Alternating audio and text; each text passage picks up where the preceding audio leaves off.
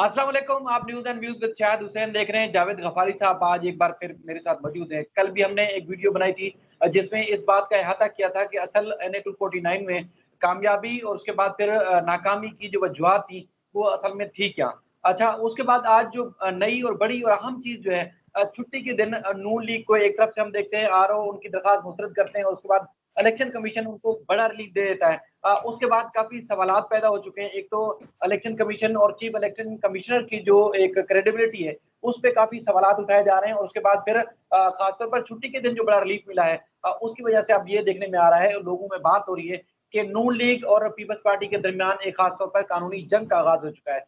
इस बात का अहाता करने के लिए और लोगों को जो उनके सवालात थे, वो सवालात का जो जवाब देने के लिए और खास तौर पर इस जंग का नतीजा क्या निकलेगा, वो आप सबको बताने के लिए मैंने जावेद गफारी साहब को ज़हमत दी है।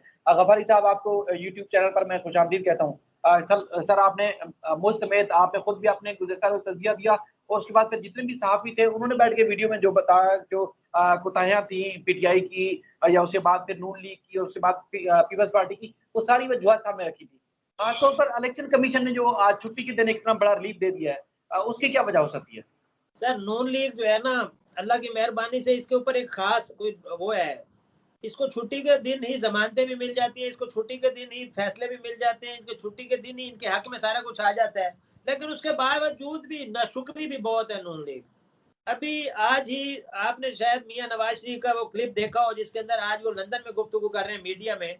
उसके अंदर वो मुआवजा कर रहे हैं कि जनाब हमारे साथ 2018 में जिस इलेक्शन को वो नहीं मानते, जिस इलेक्शन के ऊपर उनको एतराज है कि उसमें 40% इधर टर्न आउट था और हमें वोट पड़े थे 34,000। ठीक है जी, 40% टर्न आउट पे हमें मिले थे वोट 34,000। आज 21% टर्न आउट है और हमें वोट पड़े हैं 15,000 से 15,000, मतलब निस्फ से भी कम हो गए 21% के ऊपर। ये फिगर उन्होंने बताया, जो वो सामने पेज लेके खड़े थे वहां से पढ़ रहे थे। पर्ची माशाल्लाह उनकी मशहूर है, वो अभी भी पर्ची लेके पढ़ते हैं। हम तो बहुत वो कम उस वाले लोग हैं। उन्होंने जनाब पेपर से पढ़ी ये सारी चीजें और उन्होंने कहा कि उस वक्त 40% वो था तो पीपल्स पार्टी के इन उम्मीदवार को मिले थे 7,000 वोट और आज उसी उम्मीदवार को मिलते हैं 16,000 समथिंग वोट, 500-700 से वो जीत जाता है। ये क्या है? इसके अंदर इलेक्शन कमीशन के ऊपर एतराज किया गया है कि इलेक्शन कमीशन का किरदार मनफी है। उसी इलेक्शन कमीशन का किरदार जिसकी बात कर रहे थे कि कुछ दिन पहले डस्का का मामला आया तो उसके अंदर भी इलेक्शन कमीशन के किरदार के ऊपर इनको भी मामला खराब। अच्छा, मजे की बात यह कि इलेक्शन कमीशन से कोई खुश नहीं है। पाकिस्तान पीपल्स पार्टी भी खुश नहीं थी, पाकिस्तान मुस्लिम लीग नून भी खुश नहीं है, पाकिस्तान तहरीक इंसाफ बकलम खुद खुश नहीं है। वजीर आजम इमरान खान असेंबली के फ्लोर पे कह चुके हैं, या पता नहीं वो एक मीटिंग चल रही थी उसके अंदर कह चुके हैं कि इलेक्शन कमीशन जो चीफ इलेक्शन कमिश्नर है उनको मुस्तफी हो जाना चाहिए क्योंकि वो मामलात सही नहीं चला रहे। अब जब सबको एतराज है, मेन पार्टीज 3 ही है, तो वो इलेक्शन कमिश्नर को खुद भी कम से कम ख्याल करना चाहिए इस चीज का। अब मैं जो एक पाकिस्तानी एक आजाद शहरी हूँ, मैं भी देख सकता हूँ कि ये सारी चीजें तो हो रही हैं। इलेक्शन कमीशन कल 7 घंटे लेट क्यों किया? उनका वो ये वाला मुतालबा तो उनका सही है भाई, 7 घंटे 10 घंटे क्यों लगे? आपने इलेक्शन अनाउंस करना होता है, कितनी काउंटिंग में देर लगती है? अब हल्के हल्के कितने उसके कितने थे पोलिंग स्टेशन, आपको पता होगा एग्जैक्ट नंबर क्या है? 30 पोलिंग स्टेशन पे एतराज है नून लीग को। एतराज 30 पे है ना। ओवरऑल हल्के जो ओवरऑल पोलिंग स्टेशन कितने थे इस हल्के के? 276 है तकरीबन। 273 थे।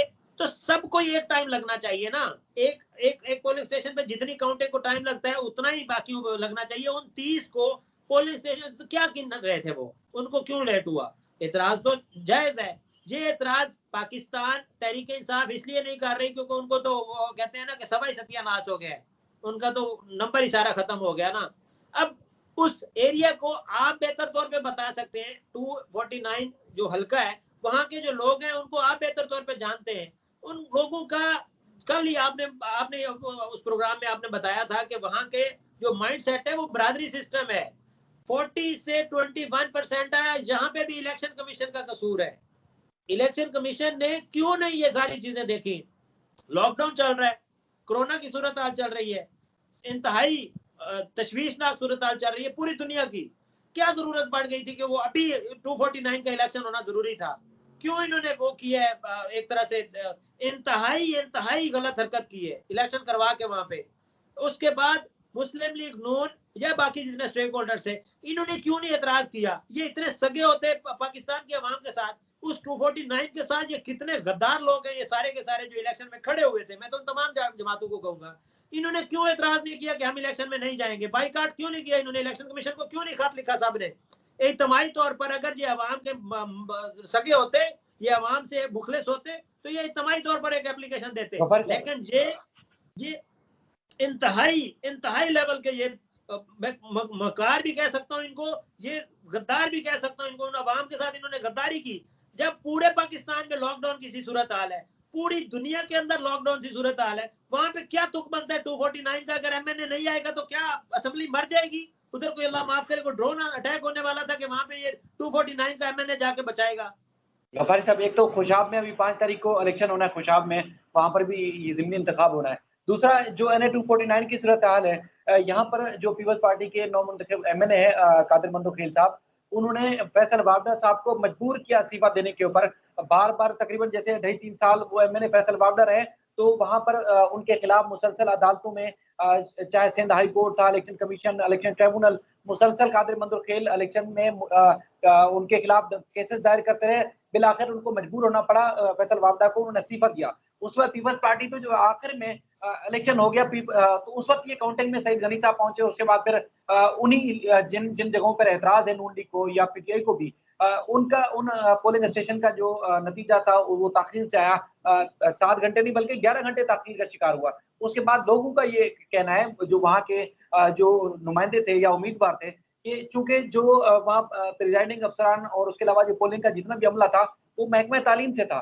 महकमे तालीम जो है वो सईद गनी साहब के मातहत वो एक डिपार्टमेंट है, सईद गनी उसके वजीर हैं।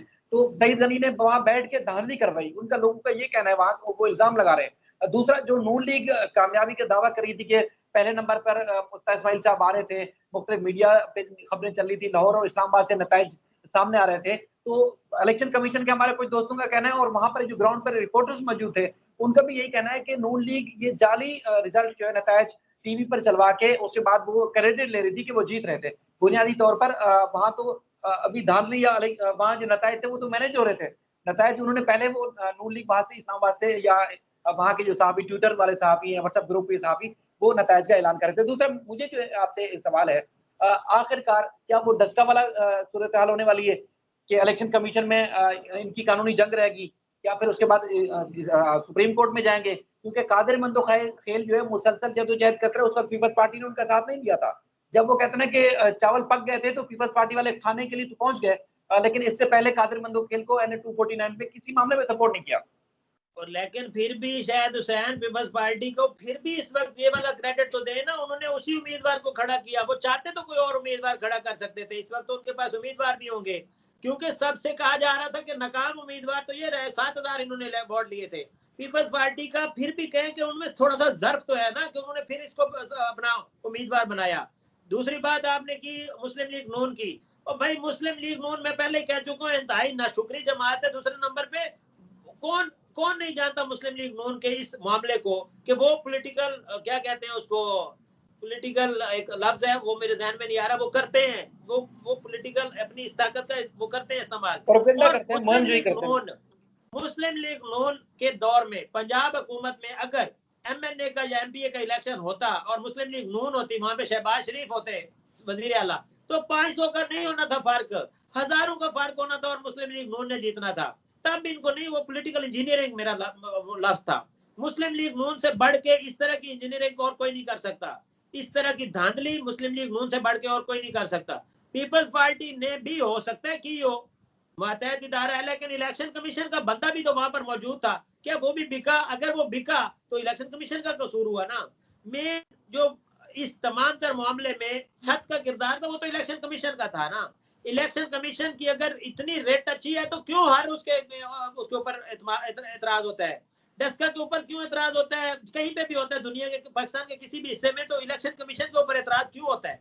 क्योंकि इलेक्शन कमीशन कमजोर है। हमारा इलेक्शन कमीशन हमारा स्ट्रांग होता तो किसी पॉलिटिकल पार्टी को बोलने का वही नहीं होना चाहिए था। दे उनको शौकात कि तुमने क्यों उसके ऊपर एतराज किया है। तो आप इलेक्शन कमीशन इतना है क्या कहते हैं कमजोर, तो उसको वो उन्होंने रजू किया ना, मुस्लिम लीग नून ने रजू इसीलिए किया ना, उनको पता था कि हम इनको प्रेशर देंगे और ये आ जाएंगे प्रेशर में। ये कहते ना कम से कम सोमवार तक होल्ड ही कर लेते। उनको कमजोर, अपनी कमजोरी का एक और सबूत उन्होंने दिया है कि हम इंतहाई कमजोर वो है एंटिटी है। पाकिस्तान की स्टेट के अंदर हमारा इतना कमजोर किरदार है कि हमें ना ही हम उसका मुस्बत जवाब दे सकते हैं। कहते हैं ना कि चैलेंज करें, ठीक है, अगर चैलेंज किया तो उसमें सुप्रीम कोर्ट को जाकर रजू करें। हमने जो इलेक्शन करवाया है वो बिल्कुल हम उसके ऊपर मुतमैन है, लेकिन नहीं, उनको पता था कि हमारे अंदर भी कमियां कोताहियां हैं, इसलिए उन्होंने उनके एक्सेप्ट की दरखास्त और उसके बाद उसके ऊपर कार्रवाई शुरू करेंगे जिस बात से। देखें जो सूबाई इलेक्शन कमीशन था, इलेक्शन जब भी कंडक्ट हुए, नतायज सामने आ गए, उसके बाद उन्होंने अपने अमले को तो मुबारकबाद दी कि बेहतरीन इलेक्शन हुआ है 249 का। अच्छा, उसके बाद देखिए आप भी कोर्ट रिपोर्टिंग भी करते रहे, इलेक्शन कमीशन को भी आपने कवर किया, हम भी ये करते थे कर रहे हैं। दरखास्त जब आती है उसके बाद हेयरिंग होती है, हेयरिंग के बाद ही इलेक्शन कमीशन जब देखता है या अदालत देखती है कि मामले में कोई शक्कू को शुबहात है, तो उसके बाद स्टे ऑर्डर जारी करती है। यानी कि अगर कोई कामयाबी का नोटिफिकेशन रोकना होता है हतमी फैसले तक, तो वो आर्जी तौर पर रोक देते हैं। लेकिन इन्होंने तो दूसरी पार्टी को सुने बगैर ही नोटिफिकेशन जारी करने से रोक दिया है, नोटिफिकेशन कादिम मदरुखेर की कामयाबी का रोक दिया है। तो ये तो बड़ा एक अहम है, क्योंकि एतराज अगर करती तो पीएसपी को करना चाहिए था। जो हल्के में मैंने सर्वे किया तो लोग तो पीएसपी को सपोर्ट कर रहे थे। एतराज करती तो पीटीआई को करना चाहिए था कादिर मंदोखेल की कामयाबी को। पीटीआई ने भी शायद इस तरह खुल के एतराज नहीं किया कि उनके साथ धांधली हुई है या उनको इलेक्शन उनका जो है मैनेज करके उनसे छीना गया है हल्का। तो फिर नून लीग क्यों इस तरह कर रही है? और फिर क्या हर दफा अगर पीटीआई की हुकूमत या आर्मी हमारी या उसके बाद इलेक्शन कमीशन के खिलाफ अगर कोई मुहिम जो है हो जाएगी या साजिशें शुरू हो जाएगी, ट्विटर एक्टिव हो जाएगा, खबरें चलना शुरू हो जाएंगी, तो क्या हमारे इदारे इस तरह हमेशा प्रेशर में आ जाया करेंगे क्या? तो यही तो हुआ है मुस्लिम लीग नून। अच्छा, मजे की बात, आप किस चीज को चैलेंज कर रहे हैं? उसकी जीत को, पाकिस्तान पीपल्स पार्टी की जीत को आप चैलेंज कर रहे हैं। यही मुद्दा है ना, एप्लीकेशन यही है ना कि मुस्लिम लीग नून इन हल्कों के अंदर फॉर एग्जांपल 30 पोलिंग स्टेशन के ऊपर इनका दोबारा रिकाउंटिंग करवाई जाए, वहां पे इनको एतराज है। और आप जीत का जश्न तो 4 बजे से मनाना शुरू कर दिया था आपने सुबह। आप ट्विटर देखें उसका, मरियम नवाज का, सुबह से वो जीत का जश्न मना रही है, रात को वो अप्लाई कर रही है कि हमें इसके ऊपर एतराज है। इनके अपने दिमाग जो है वो खराब है। और परवेज रशीद की वो बोसीदा सी ट्वीट देखें, साबिक वफाकी वजीर हैं, उनकी तो इंतहाई, ये मरियम नवाज और परवेज रशीद का तो माइंड भी तकरीबन मिलता जुलता है ना, क्योंकि वो समझा जाता है कि मरियम नवाज के जो ट्विटर है, ट्यूटर परवेज रशीद है, और उनका जो आगे उनका गुस्से का इजहार वो करती है वो ट्विटर पे करती हैं। तो उनका ना ट्विटर पे कंट्रोल है ना ट्विटर उनका काम का है, इसलिए उनका जो माइंड सेट है वो नेगेटिव ही है माइंड सेट। परवेज रशीद की बोसीदगी ये कह रही है कि हमें एतराज है। मरियम नवाज सुबह ऐलाने वो कर रही है, फतेह कर रही है। असल में इनको याद है आपको 2011 में जब इलेक्शन, 2013 में जब इलेक्शन हुआ था, तब भी इन्होंने रात को बहुत जल्दी इलेक्शन में इसका फतेह का ऐलान कर दिया था। याद है आपको? शहबाज शरीफ और नवाज शरीफ ने खड़े होके अपने घर की छत के ऊपर वो ऐलान कर दिया था कि मुस्लिम लीग नून की हुकूमत बन गई है। 2013 की बात कर रहा हूँ। वो थी पॉलिटिकल इंजीनियरिंग। यही चीज आज आप करना चाह रहे हैं। 249 का इलेक्शन होता है, आप सुबह 4 बजे ऐलान क्यों करते हो? जब इलेक्शन कमीशन किस लिए बैठा हुआ है? इलेक्शन कमीशन को तो इस चीज पे भी नोटिस लेना चाहिए कि मरियम नवाज कौन होती है अनाउंस करने वाली? वो क्या इलेक्शन कमीशन की फुफ्फो लगती है कि इलेक्शन कमीशन की स्टेटमेंट वो देगी? वो क्यों जीत का ऐलान कर रही है? 4:30 बजे फिर जीत का ऐलान कर रही है, 5 बजे फिर जीत का ऐलान कर रही है। ओ भाई, जिस जीत का आप ऐलान कर रहे हो उसको चैलेंज कर रहे हो, फिर कर क्या चैलेंज रहे हो? पीपल्स पार्टी की जीत को, और जीत का ऐलान मुस्लिम लीग नून की कर रही हो। दिमाग तो लोगों के हमारे खराब है ना, जो इसके ऊपर डिस्कस भी कर रहे हैं कि भाई इलेक्शन कमीशन अंधा है, उसको समझ नहीं है कि वो लोग जो हार चुके हैं वो जीत का जश्न मना रहे हैं, और उस जीत के जश्न के बाद हार को अपनी को वो चैलेंज कर रहे हैं। तो भाई दुनिया, अच्छा पागल तो वो लोग भी हैं जो हम लोग फॉलो करते हैं। वैसे मरियम नवाज के जो फॉलोअर्स हैं, मैं उनको भी वैसे बेवकूफ भी डिक्लेयर कर देता हूँ आज, कि भाई फॉलो करके आप उस औरत को फॉलो कर रहे हो जिसका दिमाग इतना खराब है कि शिकस्त को ऐलान कर रही है कि मैं जीत चुकी हूँ, और उस शिकस्त को जिसको वो जीत चुकी है उसको वो चैलेंज कर रही है कि हम हार चुके हैं। और भाई वो जैसे वो नहीं कहा, वो एक वो हुआ था, वायरल हुआ था, जज्बात बदल गया, वो पता नहीं क्या बदल गया। वो इन्होंने तो दिमाग ही खराब कर दिया है लोगों का। इन्होंने ऐसी नेगेटिव वो प्रोपेगेंडा करते हैं। ये जीत का ऐलान करके शाम को अनाउंस करते हैं जी हम वो इस शिकस्त को नहीं मानते, और शिकस्त। ओ भाई, अनाउंस क्यों किया था? फिर आप कहते हो मुझे क्यों निकाला, आपको समझ कुछ भी नहीं आती। उधर खड़े होके वो अलामा नवाज शरीफ साहब बताते हैं, ओ भाई वो पता नहीं कौन लोग हो आप, वो 2000 उसको 18 को आज के साथ आप मिलाते हो। आज अवाम डरी पड़ी है, निकली नहीं है, और वो जो अवाम निकली है वो हो सकता है पीपल्स पार्टी की हो। पीपल्स पार्टी ने अपनी अवाम को निकाला है, आपको इसमें क्या तकलीफ है? आपका यहाँ पे क्या स्टेक्स है? इधर शहबाज शरीफ को आपने खड़ा किया था तो 34,000 वोट पड़े थे, और शहबाज शरीफ का नाम है, शहबाज शरीफ वजीर आला रहे हैं, शहबाज शरीफ कई सबसे ज्यादा वजीर आला रहने वाले शहबाज शरीफ है, उसको आपने कराची के इस जगह पे टिकट दिया था। तो आप क्या समझते हैं शहबाज शरीफ जितने वोट पड़े? नंबर 2, मिफ्ता इस्माइल को आप एमएनए की सीट वहां पे देते हो। मिफ्ता इस्माइल को आपने खुद कभी एमएनए की सीट नहीं दी, उनको आप सेनेटर बनाते रहे, आज आप उसको अनाउंस करते हो एमएनए, और भाई उसको फिर भी उसकी औकात से ज्यादा वोट पड़ा, आपको शुक्र अदा करना चाहिए कि इतने वोट पड़ गए। मैं तो हैरान इस बात पे, वो जश्न जरूर मनाते कि जनाब 15,000 से एक्सीड कर गया हमारा वो कैंडिडेट। और पीपल्स पार्टी का ऑब्वियस बात है, जिसकी जहां पर हुकूमत होती है वो जीतता है। ये तो पॉलिटिकल इंजीनियर पीटीआई को आती नहीं है, नहीं तो पीटीआई कम से कम ये डस्का और बाकी जगहों को जीतना चाहिए था अगर पॉलिटिकल इंजीनियरिंग का किरदार होता। ये होता है किरदार मुस्लिम लीग नून की तरफ से। जब भी कोई सीट आप इलेक्शन देखें, मुस्लिम लीग नून के दौर में जिमनी सीट हमेशा नून लीग ने जीती है पंजाब में। उसकी रीजन यही होती थी कि आप लोग पॉलिटिकल इंजीनियर भी हो, और दूसरे नंबर पे एक बन जाता है ना कि यार हमें किसने फायदा देना है, जिसकी हुकूमत है। पीपल्स पार्टी की हुकूमत है, अगर फायदा दिया तो पीपल्स पार्टी देगी, इसमें कौन सी ऐसी चीज है जो समझ ना आने वाली है। लेकिन इलेक्शन कमीशन हमारे का समझने के मयार अपना काम कर रहा है। इंटरनेशनल लेवल पे यकीन करें कोई ना कोई फोरम होएगा जो उठ के अभी थोड़े अरसे तक बोलेगा कि पाकिस्तान का इलेक्शन कमीशन इंतहाई पोसीदा है, जिसका ना कोई मानता है, जिसकी ना कोई सुनता है, जिसकी ना कोई सह है, जिसका ना कोई कंट्रोल है, जिसके ना कोई भी उठ के इनके फैसलों को चैलेंज कर देता है, और ये कोई भी उठ के इनकी बात को वो कर देता है। इलेक्शन कमीशन को हमारी पॉलिटिकल पावर है ही नहीं, सियासत हमारी है ही नहीं। अगर इनके अंदर थोड़ा सा कोई सियासत के अंदर कोई थोड़ा सा पुख्तगी होती ना, तो कम से कम कोई ऐसा कानून बनाए जिससे कम से कम ये जो चीजें होती है ये ना हो, लेकिन वो कोई कर ही नहीं सकता। हमारे हुकूमतें इत्तेहादी होती हैं, मखलूत हुकूमतें होती हैं, बिल्कुल लेस पावर हमारी हुकूमतें होती हैं। पाकिस्तान के अंदर जो सिस्टम है, मैं तो कहता हूँ वो जो प्रेसिडेंशियल सिस्टम की बात हो रही है वो आ ही जाए तो अच्छा है। कम से कम प्रेसिडेंशियल सिस्टम में ये तो होता है कि कोई तो पावरफुल होता है। पाकिस्तान में तो कोई पावरफुल ही नहीं होता, ना हुकूमत पावरफुल होती है, ना अपोजिशन पावरफुल होती है, ना कोई हमारा इदारा पावरफुल होता है। मैं इदारे सब की बात कर रहा हूँ। मैं तो कहता हूँ आर्मी भी पावरफुल नहीं रही। रोजाना जितने की बकवासियात हो रही होती है ट्विटर पे, जितनी बकवासियात सोशल मीडिया पे चल रही है, हमारी आर्मी पावरफुल होती तो इनको उठा उठा के कम से कम लितर लगाती चौक पे खड़ा करके। किस तरह किसी की औकात है कि इदारे के ऊपर वो बकवास करे? पाकिस्तान के अंदर ये भी आजादी है, गली का कुत्ते की अहमियत नहीं होगी उसकी, लेकिन वो भौंक रहा होगा आर्मी के ऊपर, वो भौंक रहा होगा स्टेट के ऊपर, वो भौंक रहा होगा आईएसआई के ऊपर। ये हमारे इदारों की कमजोरी है। मैं कहता हूँ इलेक्शन कमीशन पे भी क्यों बोले, हमारा स्टेट का एक मुस्तहकम तरीन बड़ा तरीन होना चाहिए, इदारा होना चाहिए, उसकी तरह भी कोई आंख उठा के नहीं देखना चाहिए। लेकिन बोसीदा है ना, हर इदारा बोसीदा है। हर इदारे के अंदर ऐसे लगता है कि एक बाकायदा तौर पे कोई सॉफ्टवेयर अपडेट करने की जरूरत है कि तमाम वहां पे लोगों को इस तरह बनाया जाए कि भाई जब इस दीवार के अंदर जाया करो बंदे के पुत्र बन जाया करो, शेर बन जाया करो, कि कोई बाहर से आपको कम से कम इस तरह की कोई बात ना कर सके। हर इदारे के अंदर यकीन करें एक जुर्लू की जरूरत है जो पढ़ा हो, जो बाहर वालों को भी लगाए, जो अंदर वालों को भी लगाए, जो अंदर से गलत करे उसको भी लगाना चाहिए और बाहर वालों को भी लगाना चाहिए। सर असल में बुनियादी तौर पर बात ये होती है, देखें तमाम इदारों के अंदर अगर मेरिट पे लोग नहीं लगाए जाएंगे ना, चाहे वो अदलिया होगी, चाहे हमारे जितने भी स्टेट के इदारे हैं, तो यही सूरत हाल होगी जो आज आप देख रहे हैं। आप कितनी भी बड़ा पावरफुल वकील लेके जाए और वो शोर शराबा अदालत में खड़ा होकर करेगा तो वहाँ हमारा कानून ही तब्दील हो जाता है, अदालतों के फैसले तब्दील हो जाते हैं। इसी तरह शोर शराबा अगर हमारी पार्टियां करती हैं तो उसके बाद इलेक्शन कमीशन के फैसले तब्दील हो जाते हैं। इसी तरह जितने भी मैं आपको अगर स्टैब्लिशमेंट भी अगर कोई फैसला करने वाली होती है तो उसके बाद फिर इतना मुहिम जो शुरू हो जाती है, प्रोपेगेंडा शुरू हो जाता है, तो उसके बाद फैसले तब्दील हो जाते हैं। आपने टीएलपी और बहुत सारी चीजें आपने सामने देखी होंगी। तो बुनियादी तौर पर ये आपने एक दुखती रख गया उसके ऊपर फिर हाथ रख दिया है।